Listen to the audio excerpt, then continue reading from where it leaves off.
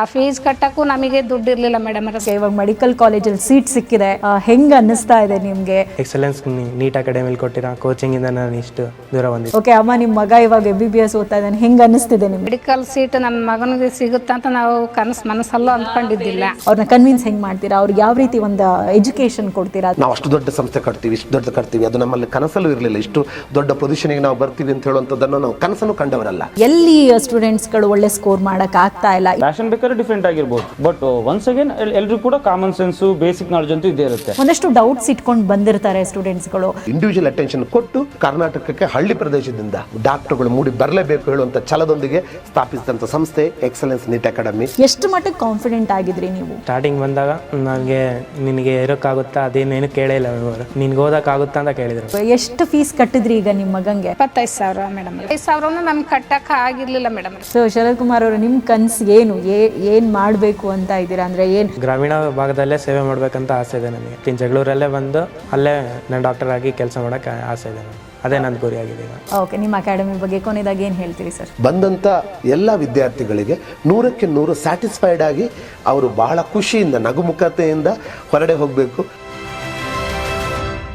ನಮಸ್ಕಾರ ವೀಕ್ಷಕರ, ವಿಶೇಷ ಕಾರ್ಯಕ್ರಮಕ್ಕೆ ಸ್ವಾಗತ. ನಾನು ಸೌಮ್ಯ ಮಳಲಿ. ಡಾಕ್ಟರ್ ಆಗಬೇಕು ಅಥವಾ ತಮ್ಮ ಮಕ್ಕಳನ್ನ ಡಾಕ್ಟರ್ ಮಾಡಬೇಕು ಅನ್ನೋದು ಎಷ್ಟೋ ಜನ ವಿದ್ಯಾರ್ಥಿಗಳ, ತಮ್ಮ ಪೇರೆಂಟ್ಸ್ನ ಕನಸಾಗಿರುತ್ತೆ.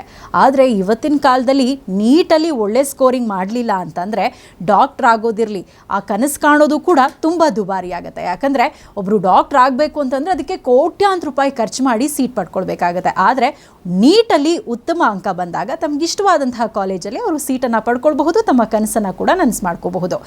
ಇನ್ನು ನೀಟಲ್ಲಿ ಒಳ್ಳೆ ಕೋಚಿಂಗ್ ತಗೋಬೇಕು ಅಂತಂದರೆ ಬೆಂಗಳೂರಲ್ಲಿ ನೂರಾರು ಕೋಚಿಂಗ್ ಸೆಂಟರ್ಗಳು ನಮಗೆ ಸಿಗ್ತವೆ. ಆದರೆ ಒಂದು ಒಳ್ಳೆ ಕೋಚಿಂಗ್ ಸೆಂಟರ್ನಲ್ಲಿ ನಾನು ಕೋಚಿಂಗ್ ತಗೋಬೇಕು ಅಂತ ಹುಡುಕ್ತಾ ಹೋದಾಗ ನಿಮಗೆ ಬೆಂಗಳೂರಲ್ಲಿ ಸಿಗುವಂತಹ ಒಂದು ನಂಬರ್ 1 ಕೋಚಿಂಗ್ ಸೆಂಟರ್ ಅಂತಂದರೆ ಅದು excellence NEET academy, Vidyaranyapura, Bengaluru.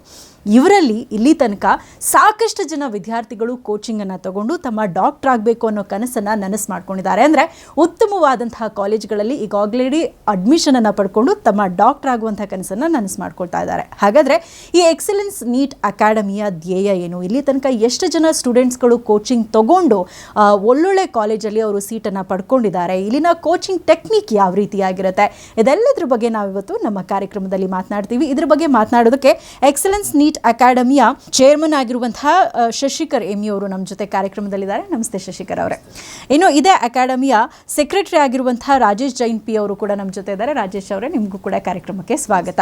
ನಾನು ಆಗಲೇ ಹೇಳಿದಾಗೆ ಈಗ ಎಷ್ಟೋ ಜನ ಸ್ಟೂಡೆಂಟ್ಸ್ಗಳು, ಅದರಲ್ಲೂ ಈ ಹಳ್ಳಿ ಭಾಗದಲ್ಲಂತೂ ಡಾಕ್ಟರ್ ಆಗಬೇಕು ಅಂತಂದರೆ ಅಯ್ಯೋ ಆ ಖರ್ಚು ವೆಚ್ಚ ಕೇಳೇನೆ ಆ ಕನಸನ್ನು ಬಿಟ್ಬಿಡ್ತಾರೆ. ಅಂಥದ್ರಲ್ಲಿ ಅದರಲ್ಲೂ ಹಳ್ಳಿ ಭಾಗದ ಜನರಿಗಂತೂ ಈ ಮೆಡಿಕಲ್ ಓದಬೇಕು ಅನ್ನೋದೇ ಒಂದು ಕನಸಾಗ್ಬಿಟ್ಟಿರುತ್ತೆ. ಯಾಕಂದರೆ ಅವ್ರು ಫೀಸ್ ಕೇಳಿಬಿಟ್ಟೇ ಶಾಕ್ ಆಗಿಬಿಡ್ತಾರೆ ಮತ್ತು ಆ ಕನಸನ್ನು ಅಲ್ಲಿಗೆ ಬಿಟ್ಬಿಡ್ತಾರೆ. ಬಟ್ ಹಳ್ಳಿ ಭಾಗದ ಜನರು ಕೂಡ ಒಂದು ಒಳ್ಳೆ ಕೋಚಿಂಗ್ ಸೆಂಟ್ರಲ್ಲಿ ಕೋಚಿಂಗನ್ನು ತಗೊಂಡು ಇವತ್ತು ಒಂದು ಒಳ್ಳೆ ಮೆಡಿಕಲ್ ಕಾಲೇಜಲ್ಲಿ ಅಡ್ಮಿಷನನ್ನು ಪಡ್ಕೊಂಡಿದ್ದಾರೆ ಅಂತಂದರೆ ಅದು ಎಕ್ಸಲೆನ್ಸ್ ನೀಟ್ ಅಕಾಡೆಮಿಯಲ್ಲಿ ಕೋಚಿಂಗನ್ನು ತಗೊಂಡಿರುವಂತಹ ಶರತ್ ಕುಮಾರ್ ಅವರು ನಮ್ಮ ಜೊತೆ ಕಾರ್ಯಕ್ರಮದಲ್ಲಿದ್ದಾರೆ. ಅವರನ್ನು ಕೂಡ ಕಾರ್ಯಕ್ರಮಕ್ಕೆ ವೆಲ್ಕಮ್ ಮಾಡ್ತೀನಿ. ನಮಸ್ತೆ ಶರತ್ ಕುಮಾರ್ ಅವರೇ. ಇನ್ನು ಈ ಕನಸನ್ನು ನನಸು ಮಾಡಿಕೊಂಡಿರುವಂತಹ ಶರತ್ ಕುಮಾರ್ ಅವ್ರ ತಾಯಿ ಕೂಡ ನಮ್ಮ ಜೊತೆ ಕಾರ್ಯಕ್ರಮದಲ್ಲಿದ್ದಾರೆ. ಅಮ್ಮ, ನಿಮಗೂ ಕೂಡ ಕಾರ್ಯಕ್ರಮಕ್ಕೆ ಸ್ವಾಗತ.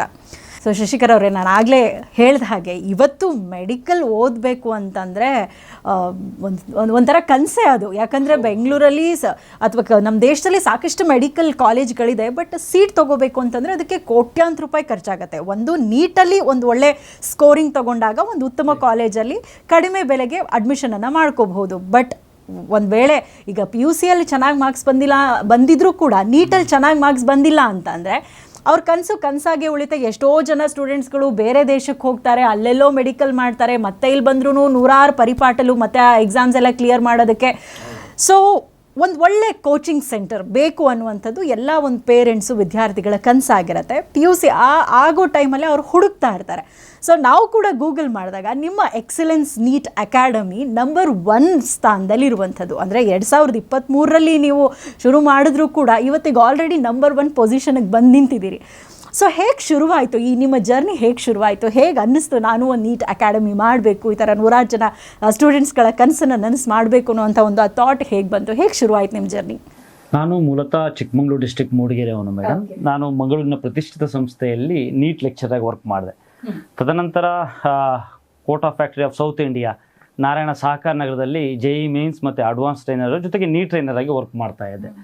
ಸೊ ಹಾಗೆ ನಾನು ವರ್ಕ್ ಮಾಡ್ತಾ ಇರಬೇಕಾದ್ರೆ ಕೆಲವೊಂದು ಪೇರೆಂಟ್ಸ್ಗಳು ನನ್ನ ಮನೆಗೆ ಕರೆದ್ಬಿಟ್ಟು ಬಂದು ಪಾಠ ಮಾಡಿ ಅಂತ ಹೇಳಿದ್ರು.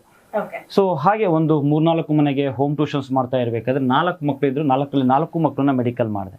ಸೊ ತದನಂತರ ಪೋಷಕರೇ, ಪೇರೆಂಟ್ಸೇ, ವಿದ್ಯಾರಣ್ಯಪುರ, ಸಹಕಾರ ನಗರ, ಕೊಡಿಗೆಹಳ್ಳಿ, ಈ ಕಡೆ ಜಾಲಹಳ್ಳಿ, ಗೊರಗುಂಟೆಪಾಳ್ಯ, ಇಲ್ಲಿ ಪೋಷಕರೇ ಒತ್ತಾಯದ ಮೇರೆಗೆ ನಾನು ನೀಟ್ ಕೋಚಿಂಗ್ನ ಸ್ಟಾರ್ಟ್ ಮಾಡಿದೆ. ನನ್ನ ಮುಖ್ಯ ಉದ್ದೇಶ ಏನಾಗಿತ್ತು ಅಂತ ಹೇಳಿದ್ರೆ, ನೀಟು ಪೇರೆಂಟ್ಸ್ಗಳ ಕನಸಾಗಿರುತ್ತೆ, ಬಹುತೇಕ ಪೇರೆಂಟ್ಸ್ಗಳ ಕನಸು ನೀಟ್ ಕ್ರ್ಯಾಕ್ ಮಾಡಿ ಡಾಕ್ಟರ್ ಆಗಬೇಕು ಅಂತ ಹೇಳಿ.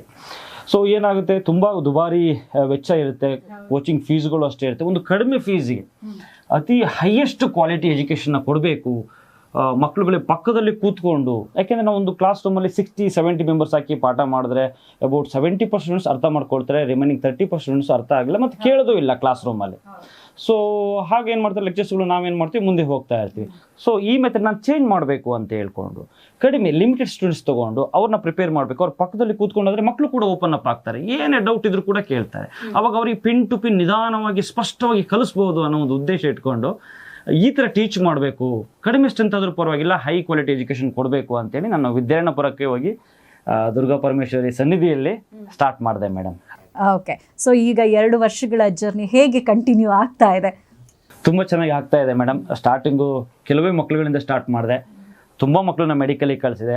ಅದ್ರ ಜೊತೆಗೆ ಕೆಲವು ಮಕ್ಕಳುಗಳಿಗೆ ನೀಟ್ ಒಂದೇ ಅಲ್ಲ, USMLE, ಪ್ಲ್ಯಾಬ್, ಸೊ ಆ ಥರ ಕಾಂಪಿಟೇಟಿವ್ ಎಕ್ಸಾಮ್ಸ್ ಔಟ್ ಆಫ್ ಕಂಟ್ರಿಯಲ್ಲಿ MBBS ಮಾಡಬೇಕಂತ ಹೇಳ್ತಾರೆ. ಅವ್ರಿಗೂ ಕೂಡ ಲಿಮಿಟೆಡ್ 1 to 5 ಸ್ಟೂಡೆಂಟ್ಸ್ ಈ ಥರ ತೊಗೊಂಡು ಪ್ರಿಪೇರ್ ಮಾಡೋದು. But main intention NEET. So ತುಂಬ ಚೆನ್ನಾಗಿ ಹೋಗ್ತಾ ಇದೆ ಮೇಡಮ್. ಈ ವರ್ಷನೂ ಕೂಡ ನಾವು 50 ಮೆಂಬರ್ಸ್ಗೆ ಟಾರ್ಗೆಟ್ ಹೇಳಿದ್ದೀವಿ. 50ಯಲ್ಲಿ 25 ಬಾಯ್ಸ್, 25 ಗರ್ಲ್ಸ್. ನಾವು ಒಂದು 8 ಜನ ಲೆಕ್ಚರ್ಸ್ಗಳಿದ್ದೀವಿ ಮೇಡಮ್. ಸೊ ಹಾಗೆ ಪಕ್ಕದಲ್ಲಿ ಕೂತ್ಕೊಂಡು ಮಕ್ಕಳಲ್ಲಿ ಹೋಮ್ ಟ್ಯೂಷನ್ಸ್ ಥರ ಹೇಳ್ಕೊಡ್ತೀವಿ ಮೇಡಮ್. ಸೊ ಹೀಗೆ ಹೋಗ್ತಾ ಇದೆ ಮೇಡಮ್. ಒಬ್ರಿಗೊಬ್ರಿಗೂ ನೀಟಾಗಿ ಕಾನ್ಸಂಟ್ರೇಟ್ ಮಾಡಿ ಅವ್ರು ಅರ್ಥ ಮಾಡ್ಕೊಂಡಿದ್ದಾರಾ ಇಲ್ವಾ, ಅವ್ರ ಡೌಟ್ಸ್ ಏನು, ಅವ್ರಿಗೇನು ಅರ್ಥ ಆಗಲಿಲ್ಲ, ಸೊ ಇಂಡಿವಿಜುವಲ್ ಕಾನ್ಸಂಟ್ರೇಟ್ ಮಾಡಬೇಕು ಅನ್ನೋ ಉದ್ದೇಶದಿಂದ ಕಡಿಮೆ ಜನ ಮಕ್ಕಳಾದರೂ ಪರವಾಗಿಲ್ಲ, ಬಟ್ ಒಳ್ಳೆ ಒಂದು ಕೋಚಿಂಗ್ ಕೊಡಬೇಕು ಅನ್ನುವಂಥದ್ದು ನಿಮ್ಮೊಂದು ಉದ್ದೇಶ. ಖಂಡಿತ ಮೇಡಮ್, ಖಂಡಿತ ಅದೇ ಒಂದು ಉದ್ದೇಶ ನಮ್ಮದು. ಯಾಕೆಂದರೆ ಪ್ರತಿಯೊಬ್ಬರು ಪೋಷಕರಿಗೂ ಅವ್ರ ಮಕ್ಕಳ ಮೇಲೆ ದೊಡ್ಡ ದೊಡ್ಡ ಕನಸುಗಳು. ಸೊ ಹಾಗಾಗಿ ಅದಕ್ಕೊಂದು ಜಸ್ಟಿಸ್ ಕೊಡಬೇಕು, ನ್ಯಾಯ ಕೊಡಬೇಕು. ನಾನು ಒಂದು ಮಧ್ಯಮ ವರ್ಗದ ಕುಟುಂಬದಿಂದ ಬಂದನಾಗಿ ಮತ್ತು ಆ ಒಂದು ನನಗೆ ನಿಜವಾಗ್ಲೂ ನಾರಾಯಣ ಸಹಕಾರ ನಗರದಲ್ಲಿ ವರ್ಕ್ ಮಾಡಬೇಕಾದ್ರೆ ಲೆಕ್ಚರರ್ ಆಗಿ ನಿಜವಾಗ್ಲೂ JEE ನೀಟ್ ಏನು ಅಂತೇಳಿ ನನಗೆ ಗೊತ್ತಾಗಿದ್ದು ಅಲ್ಲಿ ಮೇಡಮ್.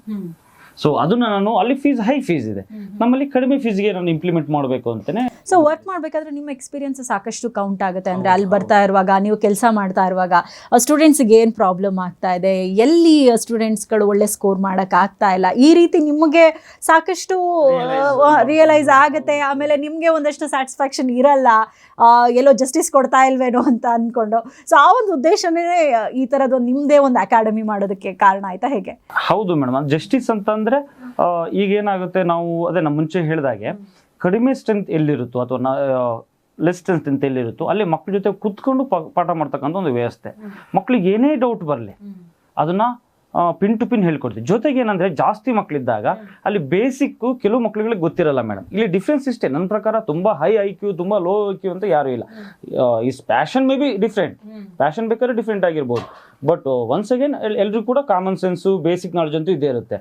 ಸೊ ಏನು ಮಕ್ಕಳು 10th ಮುಗಿಸಿ ಫಸ್ಟ್ PUC ಬರ್ತಾರೆ ಅಥವಾ ಸೆಕೆಂಡ್ PUC ಮುಗಿಸಿ ನೀಟ್ ಲಾಂಗ್ ಟರ್ಮಿಗೆ ಜಾಯ್ನ್ ಆಗ್ತಾರೆ, ನಾವು ಬರೋಬ್ಬರಿ 1 ತಿಂಗಳು ಫ್ರಮ್ ಬೇಸಿಕ್ಸ್ ಇಂದಾನು ಹೇಳ್ಕೊಡ್ತೀವಿ ಮೇಡಮ್. ಫಸ್ಟ್ 1 ತಿಂಗಳು ಬೇಸಿಕ್ಸೇ ತರು ಮಾಡೋದು. ಅಲ್ಲಿ ಬೇಸಿಕ್ಸ್ ತರು ಮಾಡಿದ್ವಿ ಅಂದ್ರೆ 25% ವರ್ಕು ನಮ್ದಾಯ್ತು ಅಂತ. ಸೊ ತುಂಬಾ ಮಕ್ಕಳುಗಳಿಗೆ ಬೇಸಿಕ್ ಬರುತ್ತೆ ಇರುತ್ತೆ. ನಮ್ಮಲ್ಲಿ ಕಡಿಮೆ ಸ್ಟ್ರೆಂತ್ ಇರೋದ್ರಿಂದ ಅವ್ರ ಪಕ್ಕದಲ್ಲಿ ಕೂತ್ಕೊಂಡು ಬೇಸಿಕ್ನ ತುಂಬಾ ಜನ ಪೀರಿಯಡ್ ಟೇಬಲ್, ಹೈಡ್ರೋಜನ್ ಹೇಳ್ಕೊಡ್ತೀವಿ ಮೇಡಮ್. ಎಲೆಕ್ಟ್ರಾನಿಕ್ ಕಾನ್ಫಿಗರೇಷನ್ ಕೂಡ ಹೇಳ್ಕೊಡ್ತೀವಿ. ಬಯಾಲಜಿ, ಫಾದರ್ ಆಫ್ ಬಯಾಲಜಿಯಿಂದನೂ ಸ್ಟಾರ್ಟ್ ಮಾಡ್ತೀವಿ ಮೇಡಮ್. ಓಕೆ, ಇದು ರಾಜೇಶ್ ಜೈನ್ ಅವರೇ, ನೀವು ಸೆಕ್ರೆಟರಿಯಾಗಿ ಕೆಲಸ ಮಾಡ್ತಿದ್ರಿ. ಈ 2 ವರ್ಷಗಳ ಜರ್ನಿಯಲ್ಲಿ ನಿಮ್ಮ ಎಕ್ಸ್ಪೀರಿಯನ್ಸ್ ಹೇಗಿದೆ? ಈಗ ಒಂದಷ್ಟು ಡೌಟ್ಸ್ ಇಟ್ಕೊಂಡು ಬಂದಿರ್ತಾರೆ ಸ್ಟೂಡೆಂಟ್ಸ್ಗಳು. ಸೊ ಹೆಂಗೆ ಅವ್ರ ಜೊತೆ ಒಂದು ಇಂಟ್ರಾಕ್ಷನ್ ಯಾವ ರೀತಿ ಇರುತ್ತೆ ನಿಮ್ಮ ಕೋಚಿಂಗ್ ಸೆಂಟ್ರಲ್ಲಿ? ಕಳೆದ 18 ವರ್ಷಗಳಿಂದ ನಾನು ನೀಟ್ ಟ್ರೈನರ್ ಆಗಿ ರಾಜ್ಯದ ಬೇರೆ ಬೇರೆ ಭಾಗಗಳಲ್ಲಿ, ಅಂದರೆ ಈಗ ಬೆಳಗಾಂ ಇರ್ಬೋದು, ಧಾರವಾಡ, ಹುಬ್ಬಳ್ಳಿ, ಹೂವಿನಡಗಲಿ, ಚಿತ್ರದುರ್ಗ, ಬಳ್ಳಾರಿ, ಆಲ್ಮೋಸ್ಟ್ ಎಲ್ಲ ಜಿಲ್ಲೆಗಳನ್ನು ನಾವು ವಿಸಿಟ್ ಮಾಡ್ತಾ ಇದ್ವಿ. ಕಳೆದ ಒಂದು 6 ವರ್ಷಗಳಿಂದ ಏನು ಅಂತ ಫೀಲ್ ಆಯಿತು ಅಂತ ಹೇಳಿದರೆ, ನಮ್ಮ ಕರ್ನಾಟಕ ರಾಜ್ಯದ ಮಕ್ಕಳಿಗೆ ನಿಜವಾಗಿ ಬಹಳ ಒಂದು ಶಕ್ತಿ ಸಾಮರ್ಥ್ಯ ಇದೆ.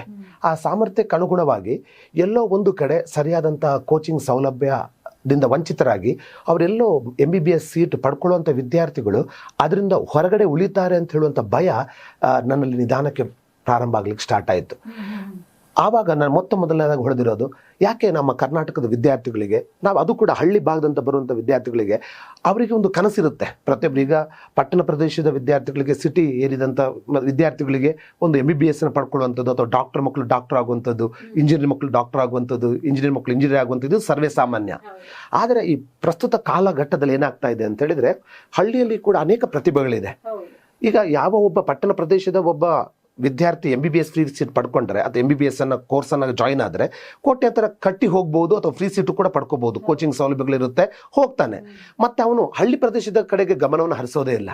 ಆದರೆ ಇಲ್ಲಿ ನಾವು ಮೊದಲನೇದಾಗಿ ಅರಿವು ಮಾಡ್ಕೋಬೇಕಾಗಿರೋದು, ನಮ್ಮ ಎಲ್ಲ ಕರ್ನಾಟಕ ರಾಜ್ಯದಲ್ಲಿ 75% 78% ಭಾಗ ಇರುವಂಥದ್ದು ಹಳ್ಳಿ ಪ್ರದೇಶ.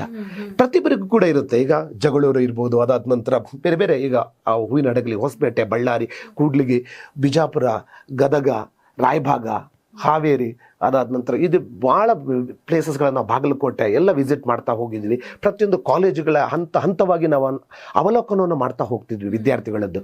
ಆವಾಗ ನಮಗೆ ಕಂಡುಕೊಂಡಂಥ ಒಂದು ಸತ್ಯ ಏನು ಅಂತ ಹೇಳಿದ್ರೆ, ಎಲ್ಲ ಮಕ್ಕಳಲ್ಲೂ ಕೂಡ ಟ್ಯಾಲೆಂಟ್ ಇದೆ. ಆ ಟ್ಯಾಲೆಂಟನ್ನು ನಾವು ಯಾವ ರೀತಿಯಾಗಿ ಅವರಿಗೆ ಕರೆಕ್ಟಾಗಿ ಹೊರಗಡೆ ತರ್ತೀವಿ, ಅವ್ರಿಗೆ ಯಾವ ರೀತಿಯಾಗಿ ಟ್ರೈನಿಂಗನ್ನು ಕೊಡ್ತೀವಿ, ಅದು ಮುಖ್ಯವಾಗಿರುತ್ತೆ.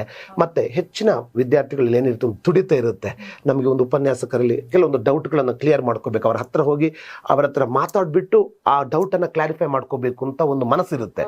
ಆದರೆ ಅನೇಕ ವಿದ್ಯಾರ್ಥಿಗಳು ಅದರಿಂದ ವಂಚಿತರಾಗ್ತಾ ಇದ್ದಾರೆ ನಮ್ಮ ಕರ್ನಾಟಕ ರಾಜ್ಯದಲ್ಲಿ.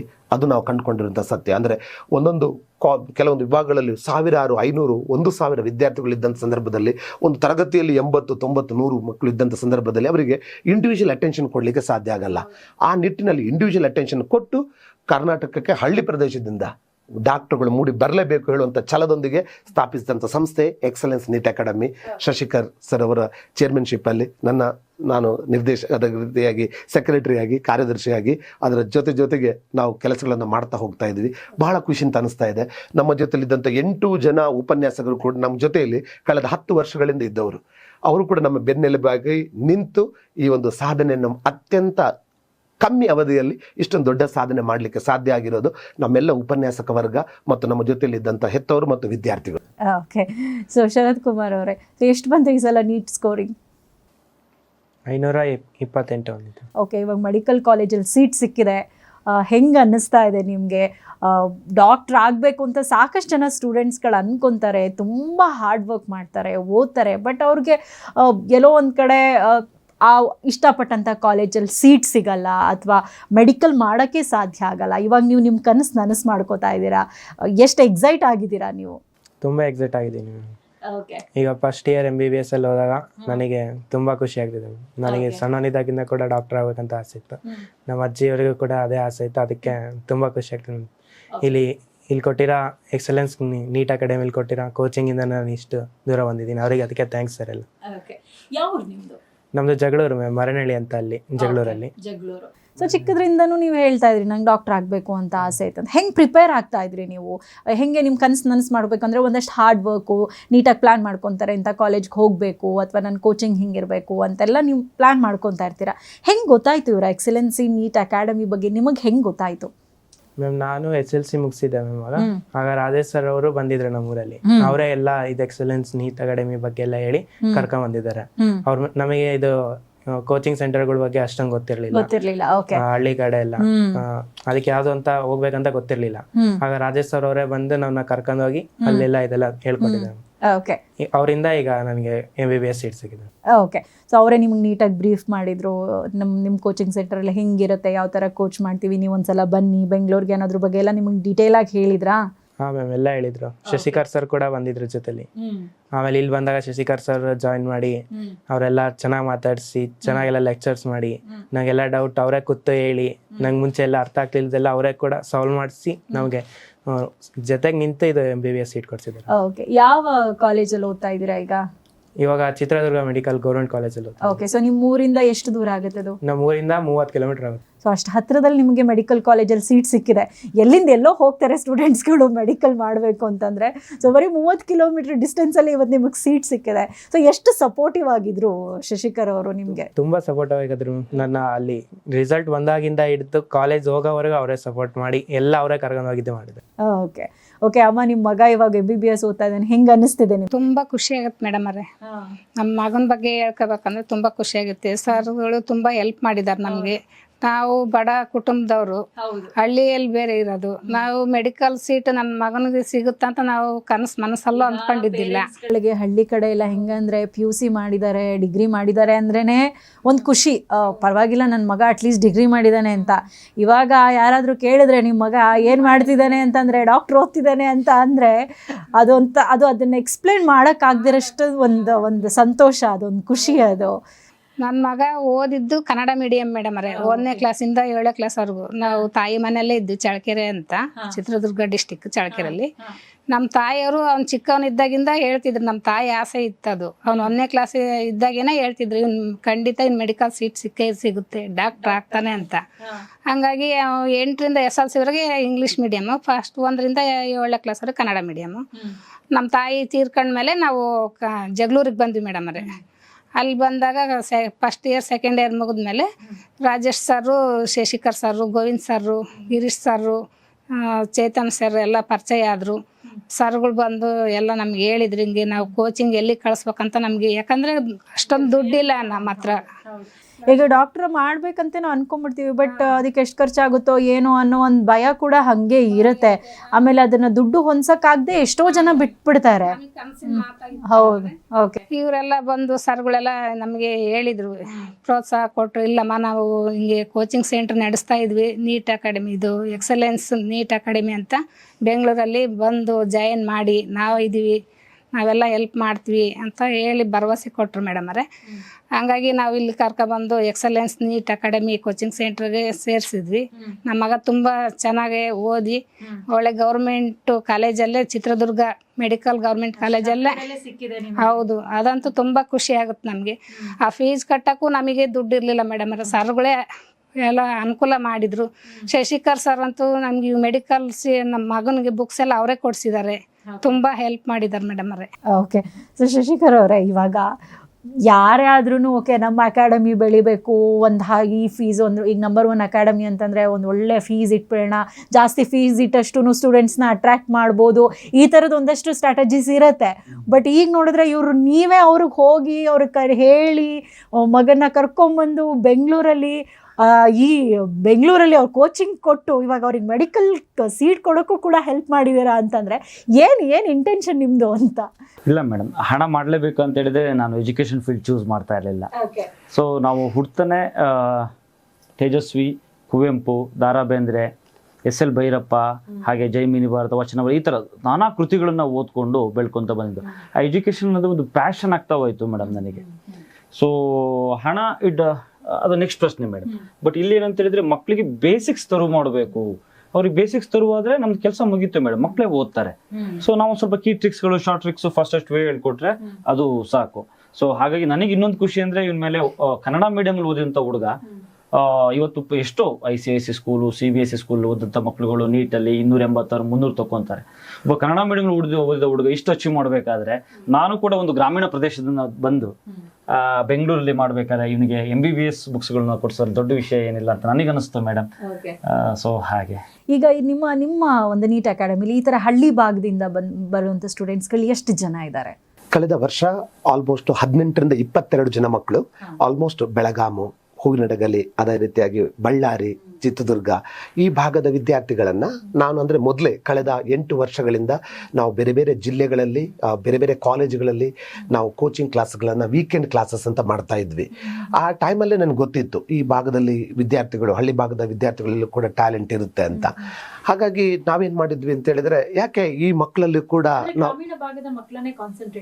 ಸಿಟಿ ನಮ್ಮಲ್ಲಿ ಅಂದ್ರೆ 50% ಗ್ರಾಮೀಣ, ಅದರ 50% ಸಿಟಿ ಏರಿಯಾ ತಾರತಮ್ಯ ಎರಡು ಈಕ್ವಲ್ ಪ್ರಪೋರ್ಷನೇಟ್ ಆಗಿ ತೆಗೆದುಕೊಳ್ತಾ ಹೋಗ್ತೀವಿ. ಅಲ್ಲಿ ಏನಾಗುತ್ತೆ ಅಂತ ಹೇಳಿದ್ರೆ ಈಗ ಸಿಟಿ ಸ್ಟೂಡೆಂಟ್ಸ್ಗಳು ಏನಾಗುತ್ತೆ ಡೈವರ್ಷನ್ ಬೇರೆ ಬೇರೆ ಭಾಗಗಳಲ್ಲಿ ಏನಾಗುತ್ತೆ ಕೋಚಿಂಗ್ಗಳ ಸೌಲಭ್ಯ ಇರುತ್ತೆ, ಅವ್ರಿಗೆ ಸಿಗುತ್ತೆ. ನಮ್ಮಲ್ಲಿದ್ದರೂ ಕೂಡ ಬೇರೆ ಭಾಗಗಳಲ್ಲಿ ಕೂಡ ಹೋಗಿ ಅಚೀವ್ ಮಾಡ್ಬೋದು ಅಂತ ಶಕ್ತಿ ಸಾಮರ್ಥ್ಯ ಕೂಡ ಅವರಲ್ಲಿ ಇರುತ್ತೆ. ಇವರಲ್ಲಿ ಅಂತ ಒಂದು ಬಹಳ ಶಕ್ತಿ ಸಾಮರ್ಥ್ಯ ಇರೋ ಹಿಂಜರಿಕೆ ಇರುತ್ತೆ. ನಮ್ದು ಆಗುತ್ತೋ ಇಲ್ವೋ, ನಾವು ಸಿಟಿ ಏರಿಯಾಕ್ಕೆ ಹೋದರೆ ಆಗುತ್ತೋ ಇಲ್ವೋ ಅಂತ ಆ ಹಿಂಜರಿಕೆಯಿಂದ ಹೊರಡೆ ಬರಬೇಕು ಅಂತ ಹೇಳುವಂಥ ನಿಟ್ಟಿನಲ್ಲಿ ನಾವು ಈ ರೀತಿಯಾದಂಥ ಆಯ್ಕೆಗಳನ್ನು ಮಾಡ್ಕೊತಾ ಹೋದ್ವಿ. ಅದು ಸಾಕ್ತಾನೆ ಇದೆ. ಈ ವರ್ಷನೂ ಕೂಡ ನಾವು ಅಂಥ ವಿದ್ಯಾರ್ಥಿಗಳನ್ನು ಈಗ ಟ್ಯಾಲೆಂಟ್ ಹಂಟ್ ಎಕ್ಸಾಮಿನೇಷನ್ ಅಂತ ಕಂಡಕ್ಟ್ ಮಾಡ್ತಾ ಇದ್ದೀವಿ. ಪ್ರತಿ ಹಳ್ಳಿ ಭಾಗದಲ್ಲಿ ಕೂಡ ಪ್ರಥಮ PUC ಮತ್ತು ದ್ವಿತೀಯ PUC ವಿದ್ಯಾರ್ಥಿಗಳಲ್ಲಿ ಒಳ್ಳೆ ಎಜುಕೇಷನ್ ಮಾಡ್ತಾ ಇದ್ದಾರೆ. ಥಿಯರಿ ಅಪ್ಲಿಕೇಟಿವ್ ಮೈಂಡ್ ಯಾರ್ದು ಜಾಸ್ತಿ ಇದೆ, ಕ್ವಾಂಟಿಟೇಟಿವ್ ಅಂದರೆ ಇದು ಯಾವುದು ಎಕ್ಸಾಮ್ಸ್ಗಳನ್ನು ಕಾಂಪಿಟೇಟಿವ್ ಎಕ್ಸಾಮ್ಸ್ಗಳನ್ನು ಕ್ಲಿಯರ್ ಮಾಡ್ಲಿಕ್ಕೆ ಬೇಕಾಗಿರುವಂಥ ಚಾಕಚಕ್ಯತೆ ಯಾರ ಹತ್ರ ಇದೆ ಅದನ್ನು ನಾವು ಗಮನಿಸ್ತೀವಿ. ಒಂದು 2-3 ಎಕ್ಸಾಮ್ಸ್ಗಳನ್ನು ಕೊಟ್ಟಾಗ ಗೊತ್ತಾಗುತ್ತೆ. ಅಂಥ ವಿದ್ಯಾರ್ಥಿಗಳನ್ನ ಆಯ್ಕೆ ಮಾಡಿಕೊಂಡು ಅವರಿಗೆ ಒಂದು ಒಳ್ಳೆಯ ಕೋಚಿಂಗನ್ನು ಕೊಟ್ಟು ಅವರನ್ನು ಒಂದು ಒಳ್ಳೆಯ ದಾರಿಗೆ ತೆಗೆದುಕೊಂಡು ಬರಬೇಕು ಅಂತ ಹೇಳುವಂಥದ್ದು ನಮ್ಮ ಆಶಯ. ನೀವು ಬೇರೆ ಬೇರೆ ಭಾಗಗಳಿಗೆ ಹೋಗಿ ಕಾಲೇಜಲ್ಲಿ ಚೂಸ್ ಮಾಡ್ತೀವಿ. ಬೇರೆ ಬೇರೆ ಕಾಲೇಜುಗಳು, ಅದು ಪ್ರೈವೇಟ್ ಆಗಿರ್ಬೋದು, ಅದಾದ ನಂತರ ಗೌರ್ಮೆಂಟ್ PU ಕಾಲೇಜುಗಳು ಕೂಡ ಆಗಿರ್ಬೋದು. ಆ ಎಲ್ಲ ಭಾಗದಲ್ಲಿ ಪ್ರತಿ ಜಿಲ್ಲೆಯಿಂದ ನಾವು ಒಂದು 10 ಸೆಲೆಕ್ಟೆಡ್ ಕಾಲೇಜುಗಳು, ಅದರಲ್ಲಿ 5 ಗ್ರಾಮೀಣ ಪ್ರದೇಶದಿರೋದು, 5 ಸಿಟಿಯಲ್ಲಿರುವಂಥ ಕಾಲೇಜುಗಳು ಕೂಡ ಇರುತ್ತೆ. ಅವುಗಳನ್ನು ಆಯ್ಕೆ ಮಾಡಿಕೊಂಡು ಕ್ವಾಲಿಟಿ ಇರುವಂಥ ಸ್ಟೂಡೆಂಟ್ಸ್ಗಳು, ಅವರಲ್ಲಿ ಸಾಮರ್ಥ್ಯ ಇರಬೇಕು. ಈಗ ಕೆಲವೊಂದು ಏನಾಗ್ತಾ ಇದೆ ಅಂತ ಹೇಳಿದ್ರೆ, ಈಗ ಪ್ರಸ್ತುತ ವಿದ್ಯಮಾನದಲ್ಲಿ ಎಲ್ಲ ಗೊತ್ತಿರುತ್ತೆ, ಸಂಸ್ಥೆಗಳು ಕೂಡ ಗೊತ್ತಿರುತ್ತೆ, ಅದಾದ ನಂತರ ಹೆತ್ತವರಿಗೂ ಸ್ವಲ್ಪ ಗೊತ್ತಿರುತ್ತೆ, ಡೌಟ್ ಇರುತ್ತೆ ಇವನಿಂದ ಆ ಒಂದು ಸಾಮರ್ಥ್ಯ ಇಲ್ಲ ಅಂತ. ಆದರೂ ಕೂಡ ಕೆಲವು ಸಂಸ್ಥೆಯವರು ಏನು ಮಾಡ್ತಾರೆ ಅಂತ ಹೇಳಿದ್ರೆ ತೆಗೆದುಕೊಳ್ತಾರೆ ವಿದ್ಯಾರ್ಥಿಗಳನ್ನು 2 ವರ್ಷ ಮತ್ತು ನೀಟ್ ಲಾಂಗ್ ಟರ್ಮ್ ಅಂತ 1 ವರ್ಷ ತೆಗೆದುಕೊಂಡು ಅನಾವಶ್ಯಕ ಅಂದರೆ ಹಣ ದುಡ್ಡು ವ್ಯಯ ಮಾಡುವಂಥದ್ದನ್ನು ನಾವು ಕಾಣ್ತಾ ಇದ್ದೀವಿ. ಟೈಮ್ ವೇಸ್ಟ್ ಆಗ್ತಾ ಇದೆ. ನಾವು ಮೊದಲೇ ಅವರನ್ನ ವಿದ್ಯಾರ್ಥಿಗಳನ್ನ ನೋಡ್ತೀವಿ. ನೋಡಿದಾಗ ಅವನಿಗೆ ಸಾಮರ್ಥ್ಯ ಇದೆ ಅಂತ ಆದರೆ ಮಾತ್ರ ನೀಟ್ ಲಾಂಗ್ ಟರ್ಮಲ್ಲಿ ನಾವು ಅಡ್ಮಿಷನನ್ನು ಪಡ್ಕೊತೀವಿ. ಇಲ್ಲ ಅವನಿಂದ ಸಾಧ್ಯ ಆಗಲ್ಲ ಅಂತ ನಮ್ಮ ಮನಸ್ಸಿಗೆ ಅಂದ ಕೂಡಲೇ ಇಲ್ಲ ಅವನು ಬೇರೆ ಯಾವುದಾದ್ರೂ ಫೀಲ್ಡಿಗೆ ಹೋಗಲಿ, ಅಲ್ಲೂ ಕೂಡ ಅವನ ಭವಿಷ್ಯನ ರೂಪಿಸ್ಕೋಬಹುದು. ಖಾಲಿ ಡಾಕ್ಟರ್ ಆಗೋದೊಂದು ಮಾತ್ರ ಅಲ್ಲ, ಅದ್ರ ಜೊತೆಗೆ ಅನೇಕ ಬೇರೆ ಫೀಲ್ಡ್ಗಳು ಕೂಡ ಇದೆ. ಅದಕ್ಕೆ ಕ್ಯಾರಿಯರ್ ಕೌನ್ಸಿಲಿಂಗ್ ಡಿಪಾರ್ಟ್ಮೆಂಟ್ ಅಂತ ಇದೆ. ಅದನ್ನು ಕೂಡ ನನ್ನ ವಿಭಾಗದಲ್ಲಿ ನಾನು ಮತ್ತು ಶಶಿಕರ್ ಸರ್ ಅವರು ಸೇರಿ ಅದನ್ನು ನಮ್ಮ ಎಕ್ಸಲೆನ್ಸ್ ನೀಟ್ ಅಕಾಡೆಮಿಯಲ್ಲಿ ಮಾಡ್ತಾ ಇದ್ದೀವಿ. ಕ್ಯಾರಿಯರ್ ಗೈಡೆನ್ಸ್ ಡಿಪಾರ್ಟ್ಮೆಂಟ್ ಅಂತ, ಅಲ್ಲಿ ಅದರ ವತಿಯಿಂದ ಅವರಿಗೆ ಬೇರೆ ಫೀಲ್ಡ್ಗಳು ಕೂಡ ಹೆಲ್ಪ್ ಮಾಡ್ತಾ ಹೋಗ್ತೀವಿ. ಹಾಗೆ ಓಕೆ ಶಶಿಕರ್ ಅವರ, ಈಗ ಸ್ಟೂಡೆಂಟ್ಸ್ಗಳನ್ನ ಅಡ್ಮಿಷನ್ ಮಾಡ್ಕೊಂಡ್ಮೇಲೆ ಈಗ ಸ್ಟೂಡೆಂಟ್ಸ್ಗಳಿಗೆ ಅರ್ಥ ಆಗಬೇಕು ನಾವು ಹೇಳ್ಕೊಟ್ಟಿದ್ದು. Technique is very important. ನೀವು ಹೇಳಿದ್ರಿ ಈಗ 1-to-1 ಕಾನ್ಸಂಟ್ರೇಟ್ ಮಾಡ್ತೀವಿ, ಅವ್ರ ಡೌಟ್ಸ್ ಏನಿದೆ ಅದನ್ನು ಕ್ಲಿಯರ್ ಮಾಡ್ತೀವಿ ಅಂತ ಹೇಳ್ಬಿಟ್ಟು. ಸೊ ಹೆಂಗೆ ಇದೆ ನಿಮ್ಮ ಎಜುಕೇಷನ್ ಸಿಸ್ಟಮ್, ಯಾವ ರೀತಿ ಆಗಿದೆ? ನೀವು ಹೇಳಿದ್ರಿ 8 ಜನ ಸ್ಟಾಫ್ಸ್ ಇದ್ದೀರಿ ಅಂತ ಹೇಳ್ಬಿಟ್ಟು. ಯಾವ ಥರ ಕಾನ್ಸಂಟ್ರೇಟ್ ಮಾಡ್ತೀರಿ ಸ್ಟೂಡೆಂಟ್ ಬಗ್ಗೆ? ನಿಮ್ಮ ಟೆಕ್ನಿಕ್ ಯಾವ ರೀತಿ ಆಗಿರುತ್ತೆ ಹೇಳ್ಕೊಡೋವಂಥದ್ದು? ಟೋಟಲ್ 50 ಮಕ್ಕಳು ಇರ್ತಾರೆ ಮೇಡಮ್ ಒಂದು ಕ್ಲಾಸ್ ರೂಮಲ್ಲಿ. ಸೊ ನಾವು ಒಂದು 8 ಜನ ಲೆಕ್ಚರ್ಸ್ ಇರ್ತೀವಿ. ಒಬ್ಬ ಲೆಕ್ಚರು ಬೋರ್ಡ್ ಮೇಲೆ ಪಾಠ ಮಾಡಬೇಕಾದ್ರೆ ಇನ್ನೊಬ್ಬರು ಲೆಕ್ಚರ್ ಸೇಮ್ ಸಬ್ಜೆಕ್ಟ್ ಅವರು ಕ್ಲಾಸ್ ರೂಮಲ್ಲಿ ಕೂತ್ಕೊಂಡಿರ್ತಕ್ಕಂಥದ್ದು. ಸೊ ಪಾಠ ಮುಗಿದ ಮೇಲೆ ಅದೇ ಕಾನ್ಸೆಪ್ಟ್ ಮೇಲೆ ಅರೌಂಡ್ 30 ಅಂದರೆ ಪರ್ ಕಾನ್ಸೆಪ್ಟ್ ಮೇಲೆ 30 MCQs ಮಾಡ್ತೀವಿ, variety of questions. So overall ಒಂದು ಚಾಪ್ಟರ್ ಮೇಲೆ 300 to 400 MCQs ಮಾಡಿಸ್ತೀವಿ ಮೇಡಮ್ ನಾವು. ಸೊ ಯಾಕೆಂದ್ರೆ ಕ್ವಶನ್ಸ್ ಇಷ್ಟೇನೆ, ನೀಟಲ್ಲಿ ಎಕ್ಸಾಮಲ್ಲಿ ಮಕ್ಕಳಿಗೆ ಕ್ವಶನ್ ಪೇಪರ್ ನೋಡಿ ಕ್ವಶನ್ ನೋಡಿದ ತಕ್ಷಣ ಫ್ಲಾಶ್ ಆಗಬೇಕಂದ್ರೆ they have to practice much more ಅಂತ ಹೇಳಿ. ಸೊ ಇದು ಒಂದಾಯ್ತು ಮೇಡಮ್. ಮತ್ತೆ ಅದರಲ್ಲಿ ಯಾವ್ದಾವ್ದು ತಪ್ಪು ಮಾಡ್ತಾರೆ ಮಕ್ಕಳುಗಳು, ಅದನ್ನ ಎರರ್ ಲಿಸ್ಟ್ ಅಂತೇಳಿ ಸಪ್ರೇಟ್ ಆಗಿ ಬರೆಸ್ತೀವಿ. ಇದು ಮೇಡಮ್ ನಮ್ಮ ಸಂಸ್ಥೆ ಸಕ್ಸಸ್ನ ಸೀಕ್ರೆಟೇ ಇದು.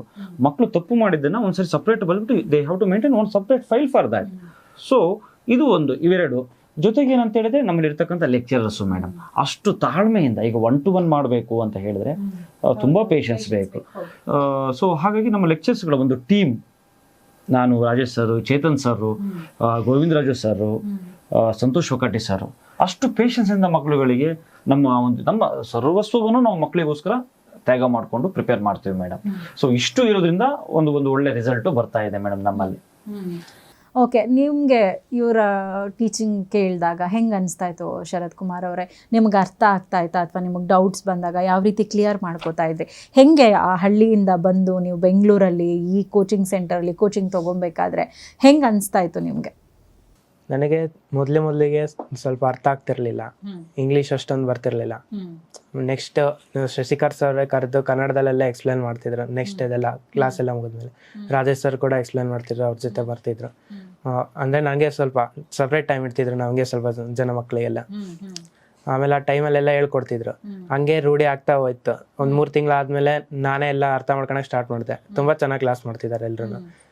ಡೌಟ್ ಕೇಳಿದ ತಕ್ಷಣ ಹಂಗೆ ಸ್ಪಾಟಲ್ಲೇ ಹೇಳ್ತಿದ್ರು, ಅಲ್ಲೇ ಕೇಳಿದ್ರೆ ಅಲ್ಲೇ ಹೇಳ್ತಿದ್ರು. ನಮಗೇನ ಮುಜುಗರ ಆದರೆ ಸಂಜೆ ಕೂಡ ಕೇಳ್ಬೋದಿತ್ತು, ಅವ್ರು ಯಾರು ಸ್ಟೂಡೆಂಟ್ಸ್ ಇಲ್ದಾಗ. ಆಗ್ಲೂ ಕೂಡ ಅಚ್ಚುಕಟ್ಟಾಗಿ ಎಲ್ಲ ಹೇಳ್ಕೊಡ್ತಿದ್ರು. ನಂಗೆ ಮೊದಲಿಂದ ಅರ್ಥ ಆಗೋಂಗೆ ಹೇಳ್ಕೊಟ್ಟಿದ್ರು. ಸ್ಟಾರ್ಟಿಂಗ್ ಕಾನ್ಸೆಪ್ಟ್ ಎಲ್ಲಿಂದ ಸ್ಟಾರ್ಟ್ ಮಾಡಿದ್ರು ಅಲ್ಲಿಂದಾನು ಹೇಳ್ಕೊಡ್ತಿದ್ರು. ಈ ತರ ಮಾಡಿ ಮಾಡಿ ನಮಗೆ ತುಂಬಾ ಚೆನ್ನಾಗಿ ಎಕ್ಸ್ಪ್ಲೇನ್ ಮಾಡೋದ್ರಿಂದ ನೀಟಲ್ಲಿ ಸ್ವಲ್ಪ ಈಸಿ ಆದ್ವು ಎಲ್ಲ.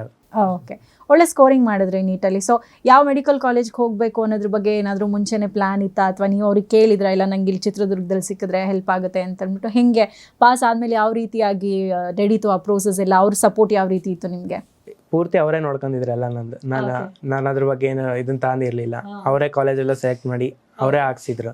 ಅಲ್ಲ, ಈ ಶರತ್ ಕುಮಾರ್ ಅವ್ರು ಏನಾದರೂ ನಿಮ್ಮ ಫೇವ್ರೆಟ್ ಸ್ಟೂಡೆಂಟ್ ಆಗಿದ್ರೆ, ಅಥವಾ ಎಲ್ಲ ಸ್ಟೂಡೆಂಟ್ಗೂ ನೀವು ಹಿಂಗೆ ಮಾಡ್ತೀರಾ ಅಂತ? ಪ್ರತಿಯೊಬ್ಬ ಸ್ಟೂಡೆಂಟ್ಸು ಕೂಡ ಅವ್ರ ಮನೆ ಬಿಟ್ಟು ನಮ್ಮ ಕೋಚಿಂಗ್ ಬರ್ತಾ ಇದಾರಂತೆ ನಮ್ಮ ತಂಗಿ ತಮ್ಮಂದಿರ ಥರನೇ ನಾವು ನೋಡ್ಕೊಂತೀವಿ. ಅವ್ರ ಪ್ರತಿಯೊಂದನ್ನು ನಾವು ಅವರಿಗೆ ಕೌನ್ಸಿಲಿಂಗ್ ಮಾಡ್ತೀವಿ, ಅವ್ರ ಜೊತೆನೆ ನಿಂತ್ಕೊಂತೀವಿ.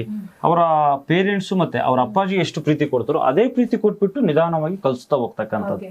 ಸೊ ನಮ್ಮಲ್ಲಿ ತುಂಬಾ ಮಕ್ಕಳು ಅಚೀವ್ ಮಾಡಿದ್ದಾರೆ. ನನಗೆ ಪರ್ಟಿಕ್ಯುಲರ್ಲಿ ನಮಗೆ ಯಾಕೆ ಅಂತ ಹೇಳಿದ್ರೆ, ನಮ್ಮ ಕರ್ನಾಟಕದಲ್ಲಿ ಮೇಡಮ್ ಬೀದರ್ ಟು ಕೋಲಾರ ತನಕ, ಆ ಕಡೆ ಉತ್ತರ ಕನ್ನಡ ಟು ಈ ಕಡೆ ಕೋಲಾರ ತನಕ, ಸೊ ತುಂಬಾ ಡಿಸ್ಟಿಕ್ಗಳಲ್ಲಿ ಅಂದ್ರೆ ಅಷ್ಟು ಮೆಟ್ರೋಪಾಲಿಟನ್ ಸಿಟೀಸು ಇಲ್ಲ. ಸೊ ಹಾಗಾಗಿ ಇವಂದು ಅಂತ ಹೇಳಿದ್ರೆ ನಂಗೆ ಕನ್ನಡ ಮೀಡಿಯಂ ಅಂತ ಹೇಳಿದ್ರೆ, ಕನ್ನಡ ಮೀಡಿಯಂದ ಬಂದಂತ ಹುಡುಗ MBBS ತಗೊಳ್ತಕ್ಕಂಥ ತುಂಬಾ ಜನ ಮಕ್ಕಳು ಡಿಮೋಟಿವೇಟ್ ಆಗ್ತಾ ಹೋಗ್ತಾರೆ ಮೇಡಮ್. ಬಟ್ ಕನ್ನಡ ಮೀಡಿಯಂ ಇಂದ ಬಂದು ಡಾಕ್ಟರ್ MBBS ಫ್ರೀ ಶೀಟ್ ತಗೊಂಡಿರೋದು ನಮಗೊಂದು ನಮ್ಮ ಸಂಸ್ಥೆಗೆ ಒಂದು ಹೆಮ್ಮೆಯ ಸಂಗತಿ ಮೇಡಮ್. ಆಕ್ಚುಲಿ ಹೈಯೆಸ್ಟ್ ಇಡೀ ಭಾರತದಲ್ಲಿ ಕನ್ನಡ ನಮ್ಮ ಜ್ಞಾನಪೀಠ ಪ್ರಶಸ್ತಿ ಪಡೆದಿರ್ತಕ್ಕಂಥದ್ದು ನಮ್ಮ ಕನ್ನಡಿಗರೇ. ಸೊ ಅಂತ ಒಂದು ಭಾಷೆಯಲ್ಲಿ ನಾವು ಆ ಒಂದು ಅಂದ್ರೆ ಪ್ರತಿಯೊಂದು ಮಗುವು ಕೂಡ ನಾವು ಇದೇ ತರನೇ ಮಾಡೋದು ಮೇಡಮ್. ಹಾಗೆ ಅಮ್ಮ, ಬೆಂಗಳೂರಿಗೆ ಕಳಿಸ್ಬೇಕಾದ್ರೆ ನಿಮ್ಮ ಮಗನ ಹೆಂಗೆ ಅನಿಸ್ತಿತ್ತು? ಇವಾಗ ಎಷ್ಟೋ ಜನ ಬರ್ತಾರೆ, ಹೇಳ್ತಾರೆ ನಾವು ಒಳ್ಳೆ ಕೋಚಿಂಗ್ ಕೊಡ್ತೀವಿ, ಕಡಿಮೆ ಫೀಸು ಅಂತೆಲ್ಲ ಹೇಳ್ತಾರೆ. ಆಮೇಲೆ ಇಲ್ಲಿ ಬಂದಮೇಲೆ ಬೇರೆ ಆಗುತ್ತೆ, ಇಷ್ಟು ಕಟ್ಟಬೇಕು, ಆಮೇಲೆ ಬೇರೆ ಬೇರೆ ಥರನೇ ಸಮಸ್ಯೆಗಳಾಗ್ಬಿಡುತ್ತೆ. ಸೊ ನಿಮಗೆ ಯಾವ ರೀತಿ ಒಂದು ಧೈರ್ಯ ಇತ್ತು ಇವ್ರ ಜೊತೆ ಕಳಿಸ್ಬೇಕಾದ್ರೆ, ಇವ್ರ ಅಕಾಡೆಮಿಗೆ ಸೇರಿಸ್ಬೇಕಾದ್ರೆ ಹೆಂಗೆ ಅನಿಸ್ತು ನಿಮಗೆ? ನಮ್ಗೆ ಯಾಕಂದ್ರೆ ಇವನ್ ಬಗ್ಗೆ ಹೇಳ್ಕೊಬೇಕಂದ್ರೆ ಅವನು ಕ್ಲಾಸ್ ಆಯ್ತು, ಮನೆ ಆಯ್ತು ಅಷ್ಟೇ ಮೇಡಮ್ ಅವರೇ. ಅಷ್ಟು ಬಿಟ್ಟು ಬೇರೆ ಯಾವ ಹುಡುಗರು ಫ್ರೆಂಡ್ಸು ಏನು ಹೊರಗಡೆ ಏನು ಇಲ್ಲ ಮೇಡಮ್ ಅವರೇ ಒಂದು. ಹಂಗಾಗಿ ನಮಗೂ ಸ್ವಲ್ಪ ಭಯ ಅನ್ನಿಸ್ತು, ಯಾಕಂದ್ರೆ ಅಲ್ಲಿ ಇರ್ತಾನೋ ಇಲ್ಲೋ ಅನ್ನೋ ಇದು ಇತ್ತು. ಲೆಕ್ಚರ್ಸ್ಗಳೆಲ್ಲ ಯಾಕಂದ್ರೆ ಚೆನ್ನಾಗಿ ಪರಿಚಯ ಆಗಿದ್ರು ಕಾಲೇಜಲ್ಲಿ. ಅವರೆಲ್ಲ ಭರವಸೆಯಿಂದ ನಾನು ಸರ್ಗೆ ನಂಬ್ಕೊಂಡು ಕಳಿಸ್ಕೊಟ್ಟೆ ಮೇಡಮ್ ಅವರೇ. ಇವನು ಓದ್ತಾನೆ ಅನ್ನೋ ಭರವಸೆ ಇತ್ತು. ಆದರೆ ಇಷ್ಟೊಂದು ಫೀಸ್ ಕಟ್ಟೋಕ್ಕಾಗಲ್ಲ ಅನ್ನೋ ಇದ್ರ ಮೇಲೆ ನಾನು ಚೆನ್ನಾಗಿ ಕೋಚಿಂಗ್ ಕೊಡ್ತಾರಂದ್ರಲ್ಲ, ನೋಡೋಣ ನನ್ನ ಮಗಂದು ಭವಿಷ್ಯ ಹೆಂಗೈತು. ಚೆನ್ನಾಗಿ ಕೋಚಿಂಗ್ ಕೊಡ್ತಾ ಇದಾರೆ, ಚೆನ್ನಾಗಿ ಕೋಚಿಂಗ್ ಕೊಡ್ತಾರಮ್ಮ, ನಾನು ಚೆನ್ನಾಗಿದ್ದೀನಿ, ನೀನೇನು ಟೆನ್ಷನ್ ಮಾಡ್ಕೋಬೇಡ ಅಂತ ಹೇಳ್ತಿದ್ದೆ ಮೇಡಮ್. ಏನು ಯಾವ ಡಾಕ್ಟರ್ ಆಗಬೇಕು ಅಂತ ಇಷ್ಟ ನಿಮ್ಮ ಮಗ? ನಮ್ಗೆ ಅಷ್ಟು ಒಂದು ಇದಿಲ್ಲ ಮೇಡಮ್. ನಮ್ಗೆ ಈ ಡಾಕ್ಟ್ರ್ ಆಗ್ತಾನೆ ನನ್ನ ಮಗ MBBS ಸೀಟ್ ಸಿಗುತ್ತೆ ಅನ್ನೋದೇ ನನಗೆ ಕನಸಾಗಿತ್ತು ಮೇಡಮ್. ಇಲ್ಲಿಗೆ ಬಂದು ಅದು ಕೋಚಿಂಗ್ ಸೆಂಟರ್ ಇಲ್ಲಿ ಬಂದು ನನ್ನ ಮಗ ಇವಾಗ ಸೀಟ್ ತಗೊಂಡು ಫ್ರೀ ಸೀಟ್ ತಗೊಂಡಿರತ್ತೆ. ಈಗ ನಮ್ಮ ಕನಸು ನನಸಾಗಿದೆ ಮೇಡಮ್.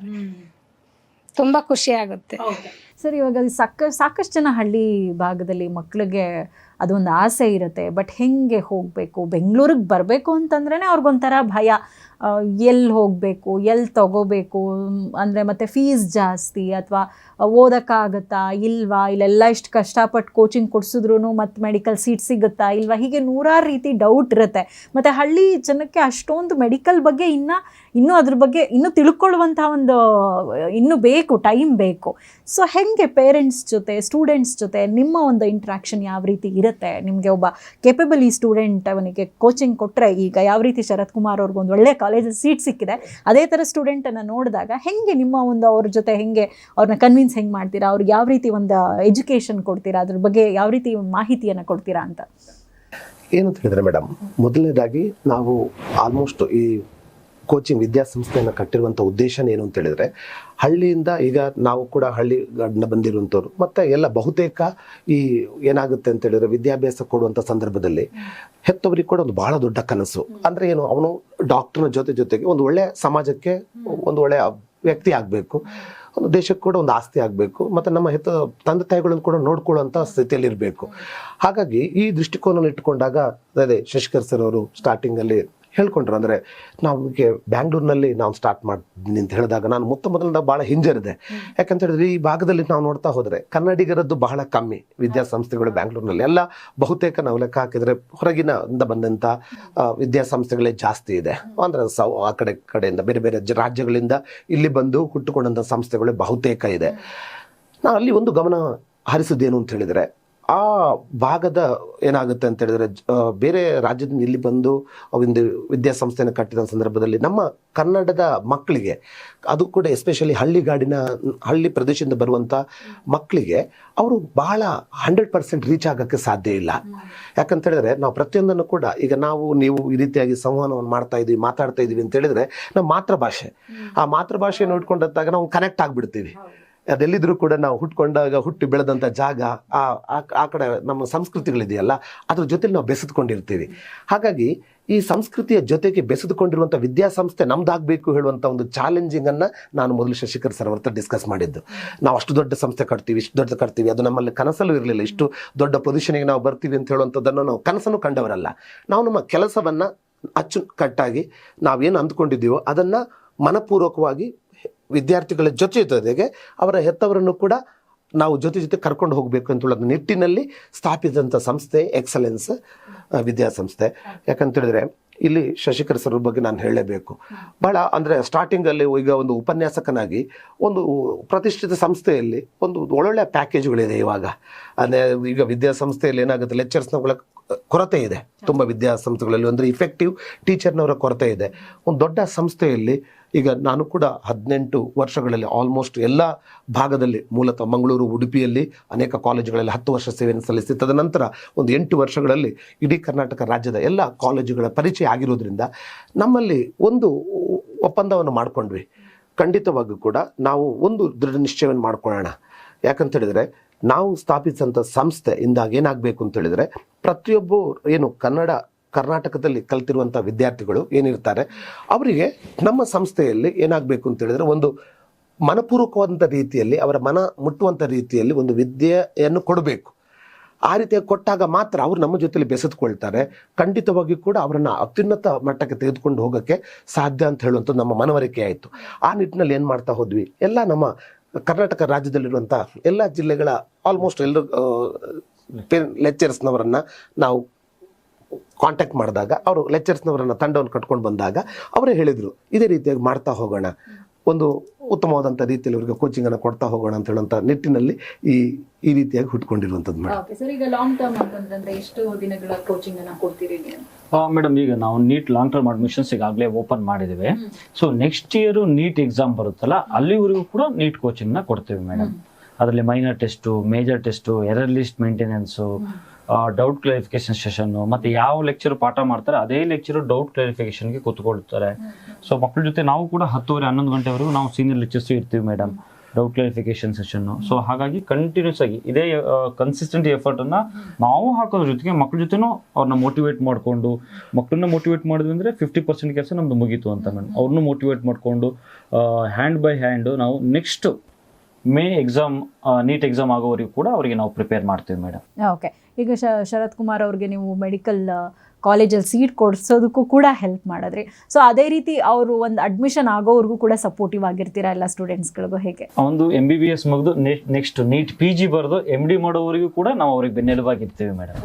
ಯಾಕೆಂದ್ರೆ ನಾವು ಕರ್ನಾಟಕದಲ್ಲೇ ಇರ್ತೀವಲ್ಲ, ಹಾಗೆ. ಸೊ ಬೇರೆ ಕೋರ್ಸ್ಗಳಿಗೂ ಕೂಡ ಇವಾಗ ಏನಾದರೂ ಬೇರೆ ಕೋರ್ಸ್ ಮಾಡಬೇಕು ಅಂತಂದರೆ ಕೂಡ ಅದಕ್ಕೂ ನಿಮ್ಮ ಒಂದು ಕೋಚಿಂಗ್ ಸೆಂಟ್ರಲ್ಲಿ ಅವಕಾಶ ಇದೆ ಅಂತ ಹೇಳ್ತಾ ಇದ್ರಲ್ಲ.